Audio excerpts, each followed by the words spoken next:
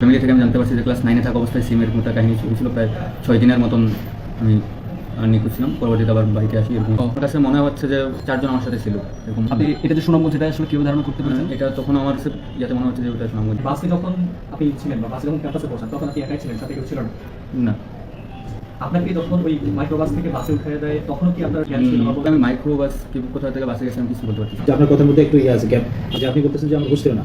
আচ্ছা, হুঁশ না থাকলে আপনি কিভাবে এটা আইডেন্টিফাই করলেন যে 4 জন মনে হয়, অথবা সুনামগঞ্জে আসছি পঞ্চগড়ে গরু দিয়ে ভাত খেয়েছেন, গরু মাংস দিয়ে, তারপর আপনি বরিশাল আবিষ্কার করছেন? এই জিনিসগুলো কি হুঁশ না থাকলে সম্ভব নাকি? অনেকে অভিযোগ করতেছে, মানে অনেকে ফেসবুকে লেখালেখি করতেছে যে আপনি এটা অভিনয় ছিল আপনার এক ধরনের। এই বিষয়ে আপনি কি বলবেন?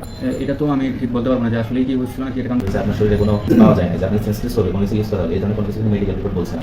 ফ্যামিলি থেকে আমি জানতে পারছি যে ক্লাস 9-এ থাকা অবস্থায় সিমের মোটা কাহিনী শুরু ছিল। প্রায় 6 দিনের মতন আমি নিখোঁজ ছিলাম। পরবর্তীতে আবার বাড়িতে আসি। ক্লাস 9-এ থাকা অবস্থায় খাবো আটি আটি মদ খাবো বাটি বাটি।